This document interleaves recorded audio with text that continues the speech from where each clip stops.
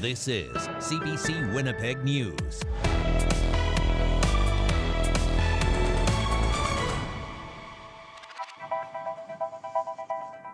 Good evening. Thanks for joining us. A Winnipeg high school football player has been receiving critical and intensive care after he was hit during the opening kickoff of a game Friday night. The grade 12 student sustained life-changing injuries to his neck and spine, and for now faces an uncertain future. But as CBC's Bartley Kivas reports, he has a community rallying behind him. Darius Hartshorn did it all for the Sisler Spartans. He played on the offensive line, defensive line, and special teams. He's a kid who came to us in grade 9 and has lived and breathed football for these past 4 years. Hartshorn fielded the opening kickoff of a game on Friday night against the Techvoc Hornets when he suffered a severe neck injury. The Winnipeg High School Football League says he had to undergo life-changing surgery and is getting intensive care in hospital. His family, his teammates, and his coach are in shock. I have, been coaching football since 2011. I've been playing football for much longer than that. Never in my almost 3 decades involved in the sport has something like this ever happened. Sean Essamont said the team and the family met Monday. He said emotions were raw. He called Hartshorn one of the most genuine players he's ever coached. He has just such a big personality. He is everyone's best friend on the team, everyone's brother, and he has just been a wonderful and joy to coach for these past 4 years. The league says Hartshorn's breathing on his own. His family is waiting to find out what the future will hold in terms of his recovery. So are his teammates, classmates, and teachers. The Winnipeg School Division made social workers and psychologists available to them. Superintendent Matt Henderson called the injury a unique event. All parents and caregivers can be assured that kids are safe, whether it's in the classroom, whether it's in the shop, in the lab, or on the field. As Hartshorn remains in hospital, a GoFundMe campaign is raising money for his family who may need to renovate their home. Coach Essamont says many people are rallying around Hartshorn. He is certainly just that joy that spark plugs an entire team. The Sisler Spartans next play Thursday in the playoffs against the West Kelowna Wolverines. Coach says the team will be wearing decals on their helmets, number 57 for Darius Hartshorn. Bartley Kivas, CBC News, Winnipeg. A for-profit foster home provider, no longer in operation, has pleaded guilty to giving marijuana to children in their care.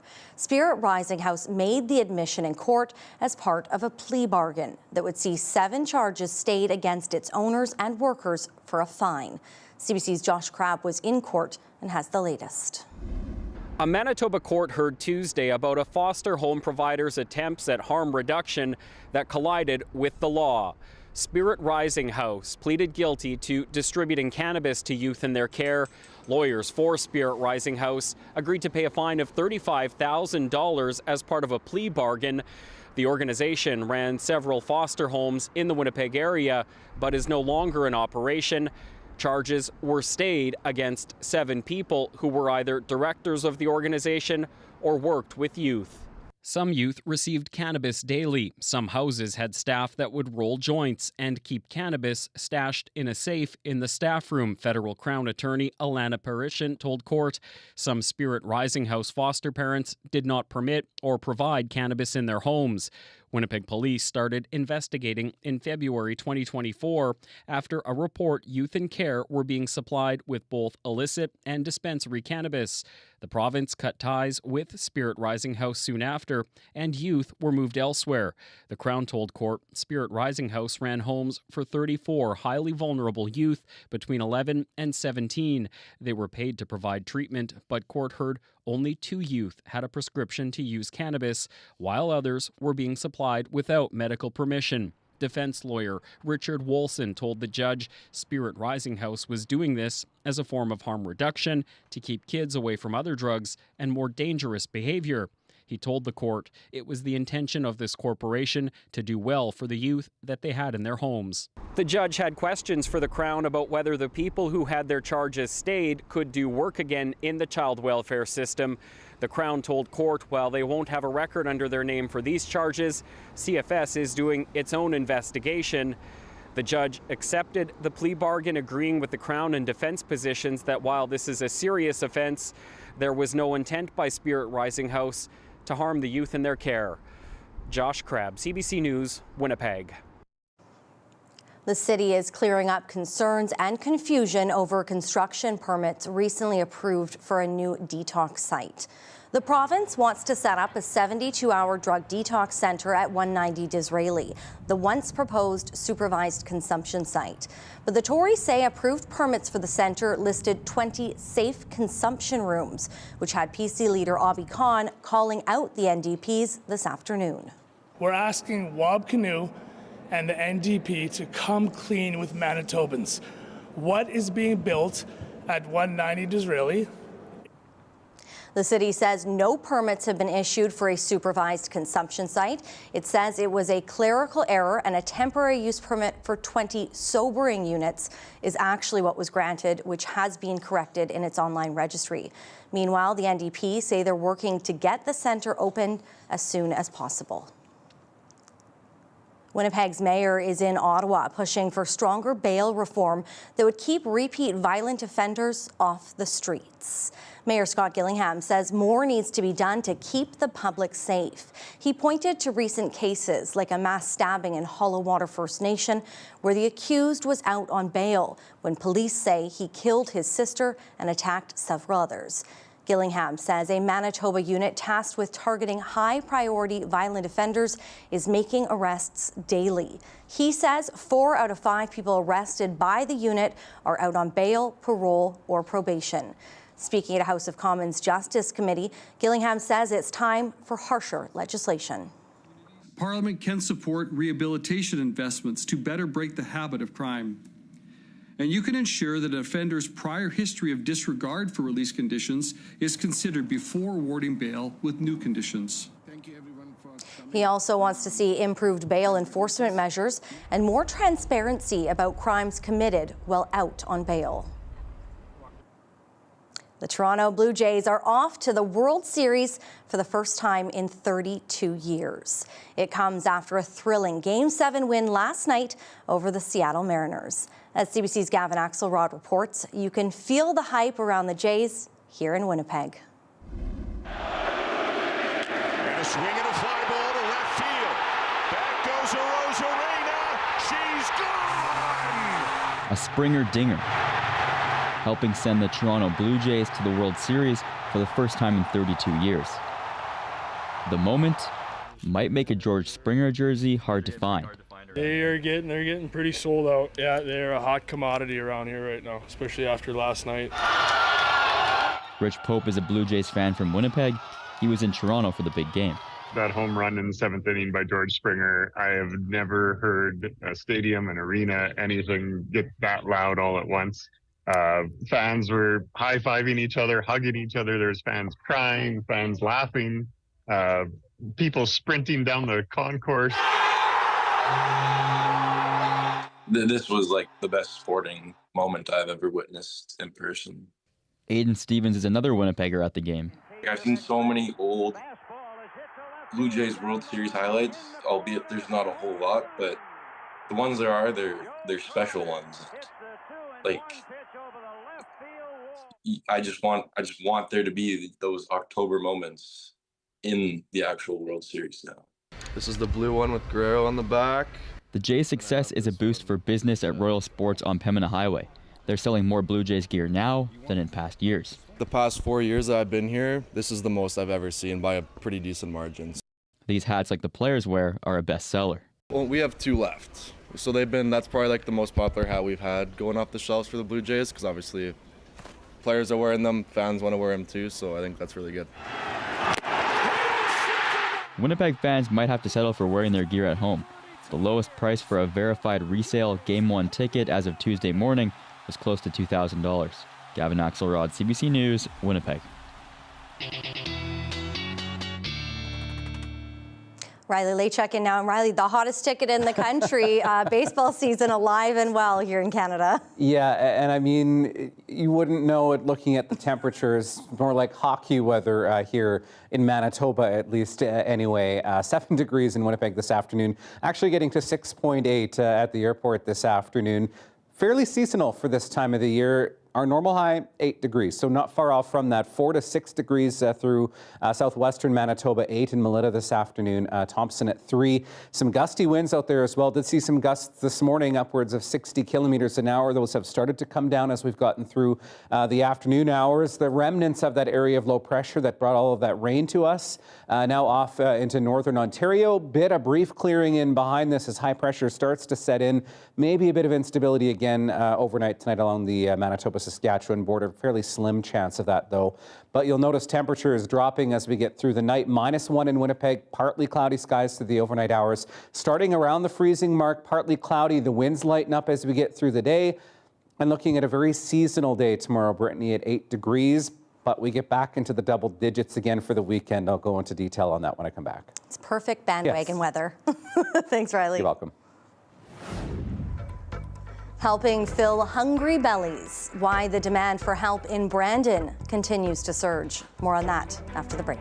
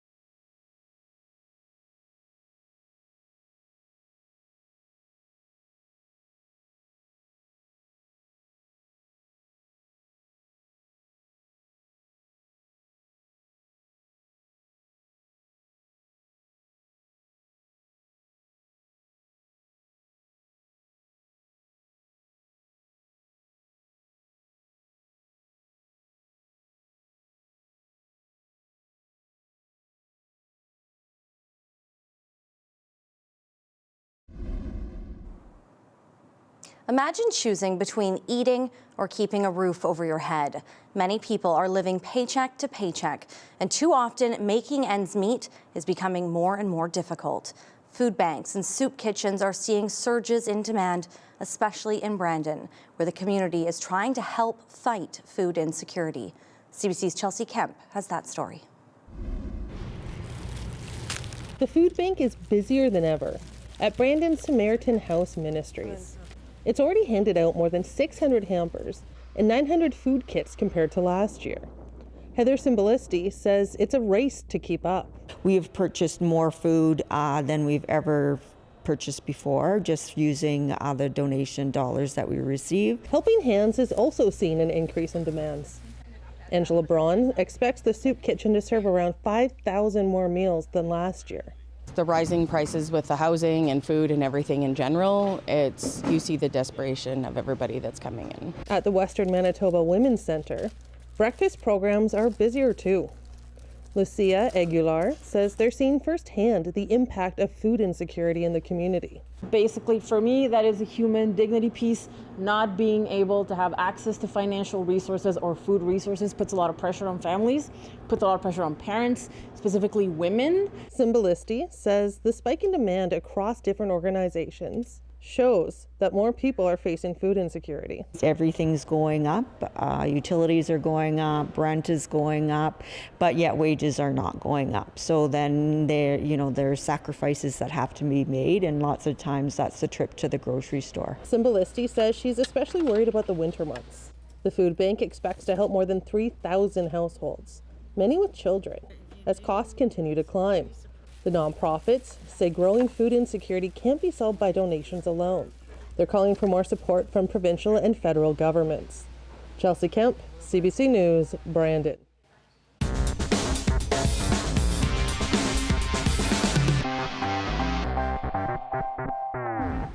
A plan to turn vacant land in Winnipeg into supportive housing is moving forward, albeit with some changes. The plan called for 5 city-owned properties to be sold to the province, which would then find nonprofit groups to build housing for vulnerable people who need health care and other supports. The City of Winnipeg initially chose 5 properties on Sherbourne Street, Plessis Road, Stella Avenue, Poseidon Bay, and McPhillip Street. Now, the Sherbourne property has been removed from the list, while plans for the Poseidon Bay site are on hold. For weeks, residents living near this grassy lot on Sherbourne Street fought to preserve it as green space, arguing it was never intended to become housing. Basically from the mid-'80s until 2006, it was a disused gravel lot, and it became a green space because our community in the West End came together, along with Harvey Smith, our then councillor, to create a green space out of nothing. On Monday, the property committee heard from Matt Salo and other residents, reminding them of the history of the site. Committee Chair Evan Duncan says those voices helped influence his vote to remove the Sherbourne property from the list. When the city hasn't, for whatever reason, recognized it officially as park, but that was the intent of it, and then we hear from residents that they've been using it as park, I don't think it was necessarily well received by the committee to flip it over to residential. The city never officially designated the lot as park space, something Salo hopes to change. The next step is to try and work towards having it rezoned properly as a park so that no one else has to fight this site again. Meanwhile, plans to build at 75 Poseidon Bay, the parking lot next to the Pan Am Clinic, will be sent back to the City Centre Committee for more discussion. The amended supportive housing plan is set to come back before Council in November. Cameron McLean, CBC News, Winnipeg. Manitoba disposed of nearly $30,000 worth of U.S. booze after pulling all American-made products off the shelves. About $3.4 million worth of U.S. liquor was pulled from Liquor Mart shelves in early March in response to Trump's tariffs. At the same time, the province said it would be stored and products had a long shelf life. But it says roughly $30,000 worth of product has now been discarded because it expired and cannot be resold. They were all purchased before the ban was put in place. A recent report by a U.S. trade group says exports of American spirits plunged by 85% in the second quarter of this year. Travel Manitoba is celebrating Small Business Week by highlighting the stories of tourism-based businesses and how they contribute to Manitoba's economy. A new mural has been unveiled in the skywalk between the Delta Hotel and the RBC Convention Centre. Travel Manitoba says it's about inspiring connection, creativity and pride across the province and celebrating small businesses like Moongate Guest House, a Métis-owned spot on the Whitemouth River. Tourism entrepreneurs own and operate attractions or accommodations which are beloved by locals and visitors alike, building local pride and bridges to greater understanding. Tourism Manitoba says the industry brings in $1.82 billion annually and is made up mostly of small businesses.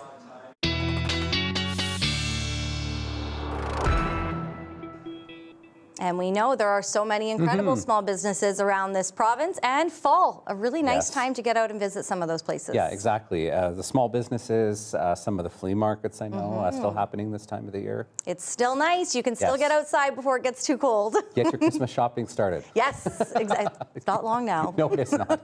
I want to talk about how wet it's been across the province, because if you feel like it's been a really wet month, gee, it actually has been. Have a look at some of the numbers that I've got for you here. So the red number is what we've seen so far in terms of precipitation in parts of western and northern Manitoba. I am lumping this in with rain and snow, so it's more of a total precipitation, whereas we've seen this predominantly as rain, Winnipeg, Red River Valley, east into northwestern Ontario. Winnipeg, so far this month, 180% of our normal October precipitation, and we still have a little bit to go yet before the month is out here. Dauphin about 71% normal, Brandon at about normal for this time of the year, and Kenora at about 180% of that normal as well. So October, generally we're middle of the road in terms of precipitation, but yes, it has been a wet month, and this one is shaping up to be one of the wetter Octobers that we've seen on record. So nearly 69 millimeters of precipitation in the first 20 days so far. Our wettest October was back in 1949 when we saw 144 millimeters total. I don't think we'll get to this, but we will see maybe another round of precipitation before the month is out here by the time we get into November. All right. Upper level winds, here's that upper low that passed through, bringing us some rain, even some wet flurries into parts of the province as we got overnight into this morning.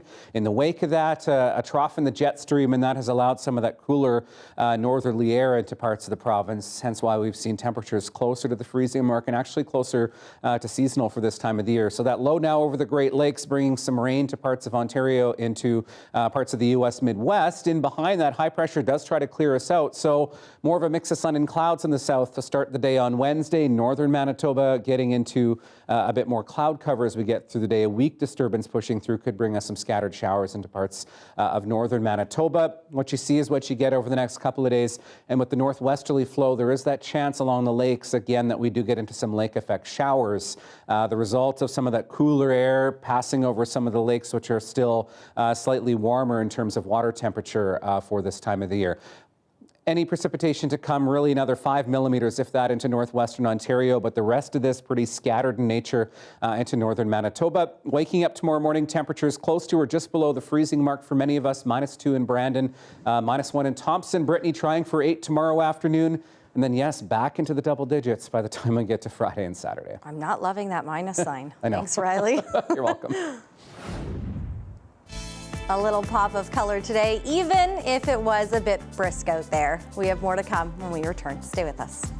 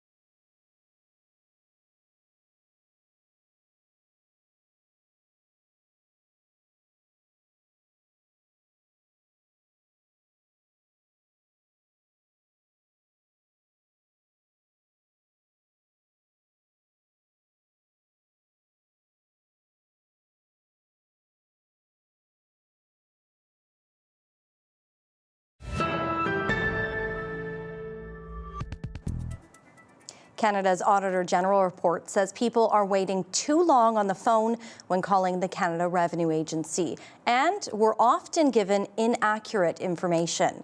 It also flagged failings around military recruitment and housing. David Thurton has the details from Ottawa. The Canada Revenue Agency usually does the auditing, but not today. We are here to discuss the findings. Canada's Auditor General released a report on Revenue Canada. There's probably not an MP in the legislature that hasn't received calls about the slowness at CRA. Why should Canadians tolerate this unacceptable service? The audit found Canadians are waiting far too long on the phone. In June, only 5% of calls met the agency's 15-minute service standard. When callers get through, some receive wrong information. They should expect that the Canada Revenue Agency will be available in a timely fashion and provide them with accurate information. And what we're seeing is that is not the case. What is CRA going to do to fix it? Liberal ministers say they're working on solutions. It's been very, very clear that the service levels have not been where they should be. So we have instituted a 100-day plan. The Auditor General also released reports on the state of the military, one on recruitment, the other on housing. Both, she said, are linked. The Canadian Armed Forces isn't recruiting enough members, and then they don't have enough housing for them. So this is going to impact retention. According to one report, thousands apply annually, but only 1 in 15 progress. Also, the military is not tracking why potential applicants abandon their applications. Those that make it through find not enough housing and poor conditions, something this veteran and MP has raised. Troops that are living in barracks, they're finding that they don't have hot water, mold, mice, rats, unsafe electrical equipment. This is long overdue. For decades now. The defense minister says the new Liberal government is looking at ways to accelerate military housing retrofits, saying overall, previous governments have underinvested in the Canadian Armed Forces. David Thurton, CBC News, Ottawa. Now to a CBC News exclusive about the Royal Canadian Air Force and how a plan to fix the problem did anything but. The goal was to keep trained pilots from being lured to commercial jobs with better pay. Murray Brewster now with the internal documents that show it's not working. This takes a lot of piloting skill and experience, something the Air Force is struggling to maintain. There has been a shortage of pilots and a low number of technicians. So we have put many initiatives in place. That includes a 2021 pay restructuring intended to keep fully qualified pilots from bailing to the private sector. They get a bonus for experience and skills that mimics commercial airlines. According to internal documents obtained by CBC News, that plan had unintended consequences. Experienced captains and other mid-level officers can now be paid more than higher ranks. And pilots have filed 85 grievances. The commander of the Air Force looks at the upside. We have been able to reattract some pilots who had retired back to the RCAF. Some of that was due to an increase in pilot pay specifically. The aim of the bonus was to retain flyers, yet frontline fighter squadrons are only 66% staffed, just as they begin the switch to the F-35. National Defence has a plan in place, but their current plan predicts that they will not have enough qualified pilots when all the planes are expected to arrive in Canada. Commercial pilots have the potential to make over $350,000 a year, more than the country's top military commander.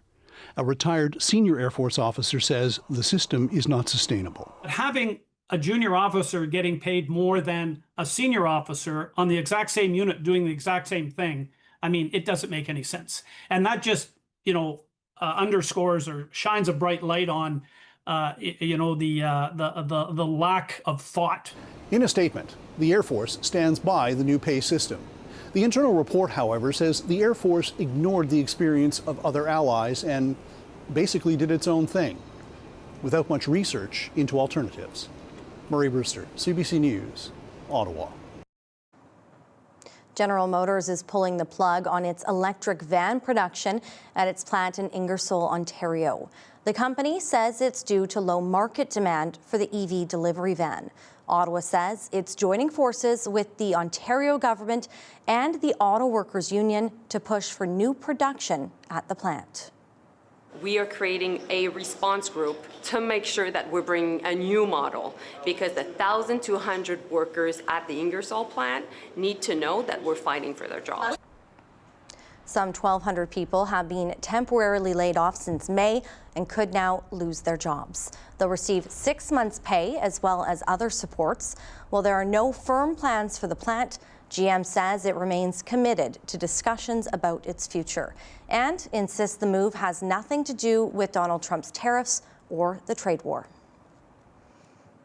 Well, if it felt like your money didn't stretch as far as usual last month, you weren't alone. Statistics Canada says the cost of living rose in September higher than expected and on goods and services that are almost impossible to avoid. Elsa Northcott reports. It's at the grocery store where many Canadians are feeling rising prices most. Food prices are absolutely ridiculous. Personally, I like to try to have some sort of a healthy diet, and with even trying to maintain any type of social life and pay rent, it just seems like it's almost impossible. Some find ways to cope with the costs. They have a place where they show you things that are about to expire maybe in 1 or 2 days, and they're like a little less pricey, and I usually go for that. The Consumer Price Index rose 2.4% year over year in September, with grocery prices up 4% and rents up 4.8%. Food prices are volatile in Canada, and so some of the components that saw upward pressure in September are some of those volatile components. So vegetable prices was a big one.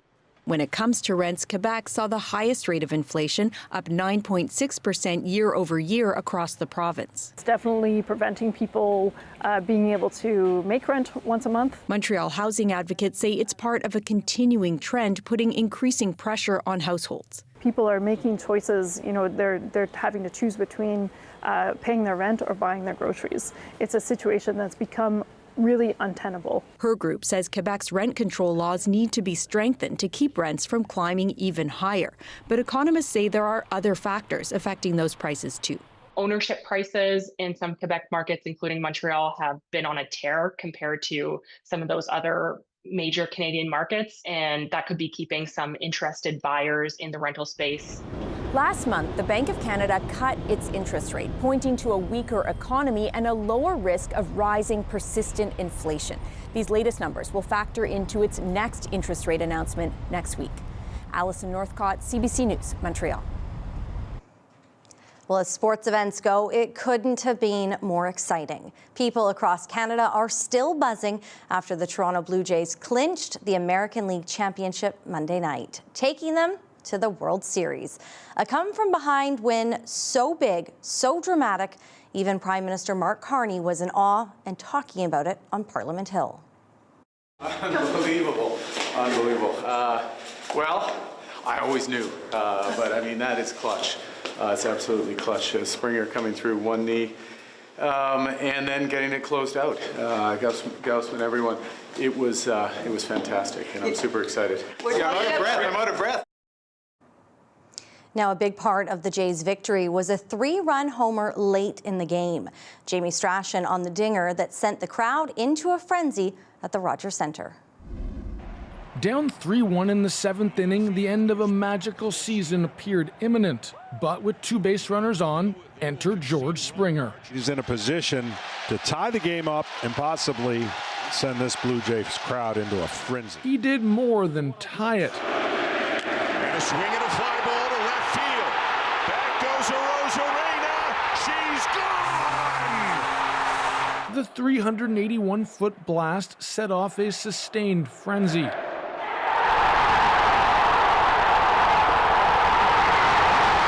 So happy for everybody here, our fans, our city, our country. This is for them. As the ball cleared the wall, the Jays' dugout erupted like little leaguers. And you see players and coaches reacting the way they did, kind of surreal in the moment. when you're witnessing a historic swing for the organization. In the stands, Michael Angeletti saw the ball soaring towards his seat in the left field bleachers. My baseball-savvy seatmates, who I didn't know because I went to the game solo, they instantly were tracking the ball. I was watching them track it. That gave me a minute to half put on my glove. When the ball finally landed, chaos. The Springer dinger, instantly part of Blue Jay lore, alongside Roberto Alomar's homer in 1992. And this game is tied. 1-1 for Tyson. Jose Batista's bat flip in 2015. And of course, Joe Carter's 1993 World Series winner. Touch 'em all, Joe. You'll never hit a bigger home run in your life. I can only say one thing to George Springer.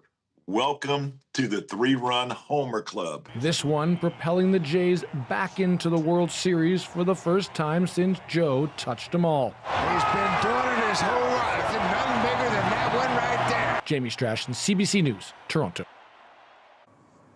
And in case you're wondering, the World Series with the Blue Jays up against the storied Los Angeles Dodgers begins Friday night in Toronto. Well, it's a food many parents avoid giving young children, but now a new study shows feeding peanuts at an early age might help with allergies.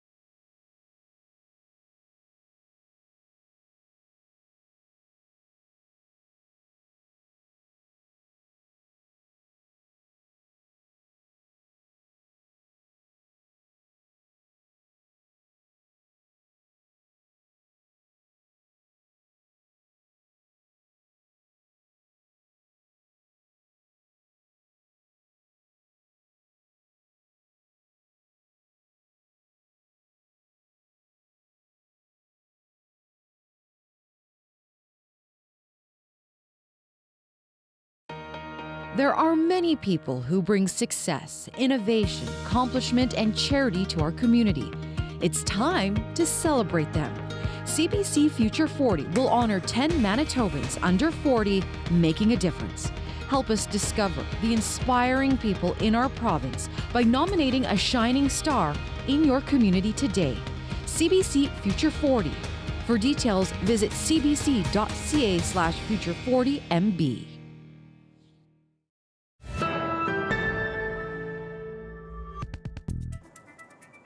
The University of Winnipeg says it wants to build an inclusive campus that's strong on research while also being a leader in Indigenous reconciliation.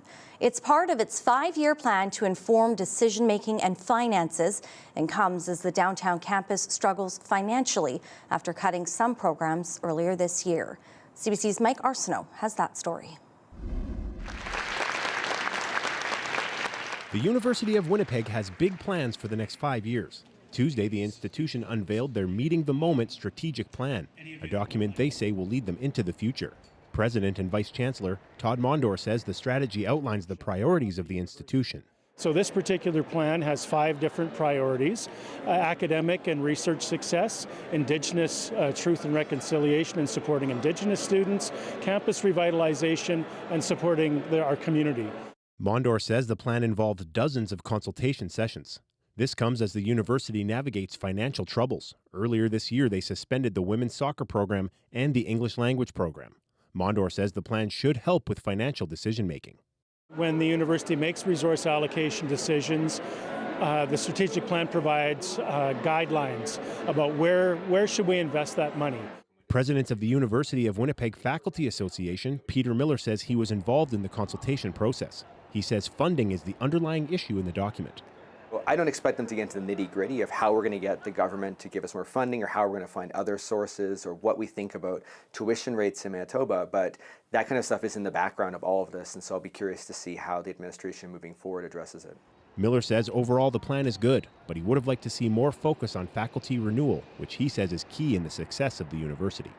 The Partnering for Transformational Research, Scholarship and Creativity is interesting because the U of W and the U of M have both been doing pretty big research projects. It kind of seems generic, I guess, like not anything new really.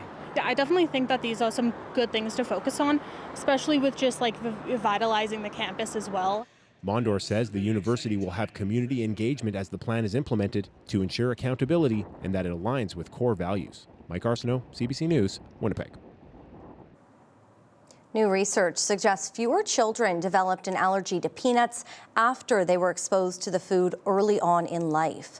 Christine Bierak explains the research findings, as well as how and when parents can start introducing peanuts to their kids.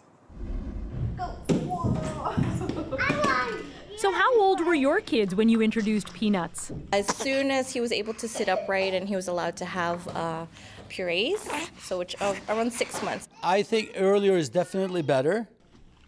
That may surprise parents with older children, but advice changed dramatically around 10 years ago. Now studies suggest introducing peanuts as early as 4 months old can help. So this study is really exciting.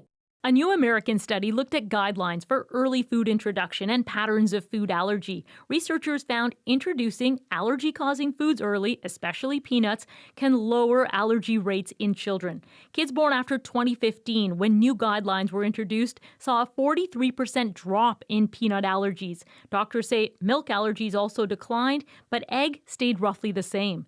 This doctor's daughter has severe allergies. She says if she could go back, she would have offered peanuts, eggs, and many other foods earlier. The goal is to prevent these allergies, because avoiding a food when you have a severe food allergy every single meal, every single day, has a real impact on your quality of life. You can do it, and you can do it safely. Have that confidence. Doctors say food allergies impact roughly 1 in 2 households, or about 3 million Canadians, but advice on what to do isn't always clear. Baby steps, that can be having a little bit of peanut butter thinned out and mixed with breast milk or expressed milk, with formula, with water diluted out, just a teeny bit on a baby While the guidelines seem to be working, some children will still develop severe allergies. Canadian researchers are now looking at ways to better predict which kids are at highest risk so they can get the right support early on. Christine Birak, CBC News, Toronto.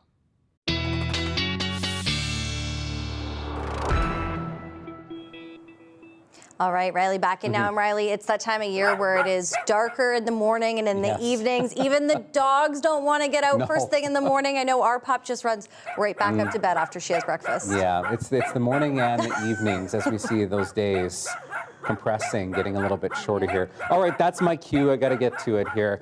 Here's Daya. I hope I'm pronouncing that right. Thank you, Nana Nancy, for sending this picture and enjoying a little walk, maybe a bit of a rest there in some of the fall leaves. You can send your pictures to talkback@cbc.ca. So yes, we are looking at those days getting shorter and shorter, even by 8 o'clock in the morning. I'll show you in just a moment here.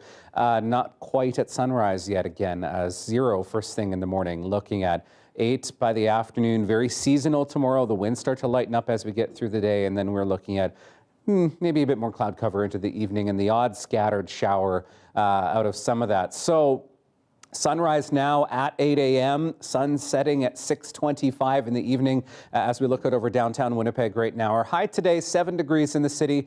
Our record high, almost 26 degrees back in 1953. So I think I was standing here, I think it was probably about a couple of months ago now, late August, I was talking about our last 8 p.m. sunset here in Manitoba. Well, now we're talking about the last 6 p.m. sunset, and some of us do get cheated a little bit here because I'll show you why. So November 1st is officially our last 6 o'clock sunset in Winnipeg because that time change happens early in the morning on November 2nd, sending things back to just about 5 o'clock in the afternoon for a sunset. So we're losing quite a bit of daylight here in the next couple of weeks. Churchill, your last one also on November 1st, Thompson, October 27th. So bit of variation. It's close to the end of October or on November 1st when we see that last 6 p.m. sunset, a sign of the changing seasons in the province here. All right, a partly cloudy sky overnight tonight, maybe a couple of odd scattered showers, particularly lingering into northwestern Ontario. Temperatures at or just below freezing, looking at -2 in Brandon, -1 in Dauphin, looking at -2 in Thompson as well. Maybe a few scattered mixed flurries or some rain showers into far northern Manitoba as a weak disturbance pushes through. You could see some of that first thing in the morning in Lynn Lake and Dooley Lake, for example. Then we're into a mainly cloudy sky for much of northern Manitoba. Temperatures between, say, 4 and 7 degrees for most locations throughout the day tomorrow. In southern Manitoba, a bit brighter. That's going to help temperatures get back into the double digits for Brandon and Dauphin through the afternoon. Maybe a few lake effect showers into eastern parts of the province through Victoria Beach into Pinawa and Brittany. Some lingering showers still into northwestern Ontario. Your 7-day forecast is coming up. Thanks, Riley. You're welcome.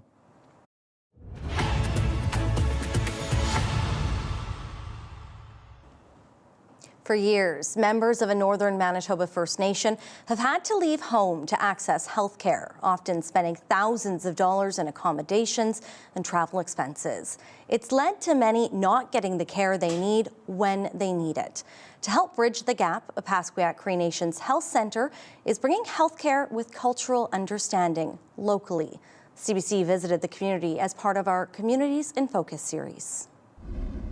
My name's Caitlin McNeil. I'm the Director of Health Services for the Opaskwayak Health Authority.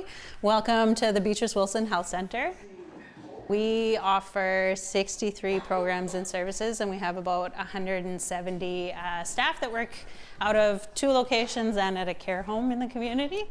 Our health center is built on the idea that it's important for us to incorporate Cree culture into healthcare service delivery. So one of the things that was prioritized when the building opened was to have a space for traditional healing and medicine, in addition to best practice, evidence-based healthcare services. So this is our traditional room here. This is the one room in the building where people are able to smudge, which is a ceremony that's important in Cree culture for grounding yourself and resetting and just making sure you're moving forward and doing things with good intention. So back here is our clinical area. So the majority of time we run a primary care clinic here, and we also offer a number of specialist clinics based on the physician's availability to come up. So we save a significant amount of medical transportation funding by bringing specialists to the community. So right now we have an OBGYN that comes over from the Northern Health Region. We have an internal medicine specialist, sports medicine, pediatrics, an asthma and allergy team. And so they come up every few months on a rotating basis. Hopefully long term, like the dream is to have that be a standard level of access that all First Nations should have, right? You know, it doesn't matter where you live, we all deserve access to primary care providers. The burden to patients and to the system in having to send 20 people down to Winnipeg to see a particular specialist rather than having that specialist come up for maybe 2 days, it just makes financial sense and ethical sense at the same time. We just continue to try to pursue as many opportunities as we can to provide care to the community. The vision that the leadership and you know, the health directors of the past have had, like this has been decades of work. And so seeing it all come together and being able to offer services that aren't normally found in a First Nation community is very rewarding. Taking Halloween into the 21st century, how a new app is helping some make the most of this spooky season. That's just ahead.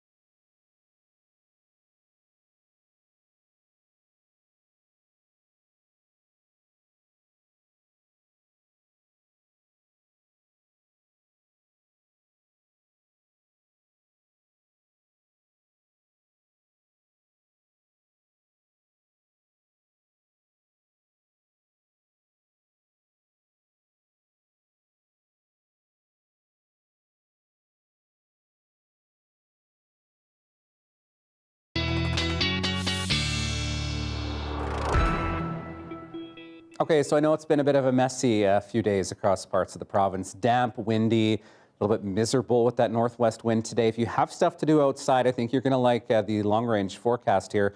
So a bit more sun as we get through Wednesday, Thursday. Temperatures very seasonal, 8s and 9s through Wednesday, Thursday. And look at this, we're back into double digits through the weekend. Saturday is looking pretty nice, a bit windy, southeast winds, 20 gusting to 40 at 14 degrees, 15 a bit breezy, some clouds start to build in for Sunday. So the weekend not necessarily looking all that bad. And then we are looking at another system on our doorstep as we get into the early part of next week here with a good chance of showers into Monday and Tuesday and temperatures staying in the double digits. And I don't have any weather pictures left. I need your fall colors, your Halloween displays. I only realized that late this afternoon. Send the talk back at cbc.ca. Well, with Halloween coming up on us very soon here, many are starting to get their decorations up, of course. Yes, a mother and son duo in Windsor, Ontario came up with a fun and interactive way to find the best displays. That's our Daily Lift.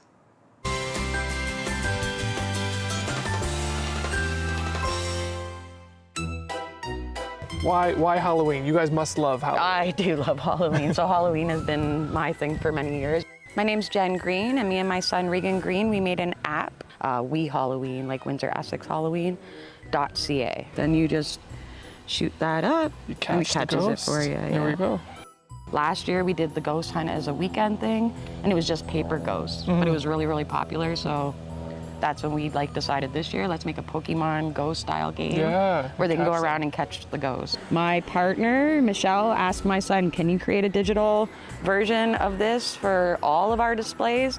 And he just kind of smiled at her and said, this is easy, and for him anyways.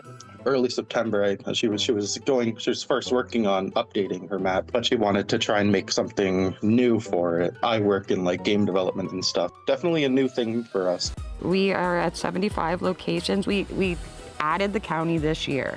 So we didn't have the county on our map as of last year. There's a lot in this area. Yeah. So I have been getting a lot of families that are walking around to do the ones in the neighborhood. I feel like we're also go, go, go all the time, and we don't stop and just enjoy the little things. So for me, I'm always trying to find the little things. If I can do that for other people and get them doing it too, then that's the goal. People are so smart. The level of detail in that too, like the Ghostbusters car on the map. It's crazy. That's cool. Send us your Halloween photos so we can start showing those. Have a great night. We'll see you here tomorrow.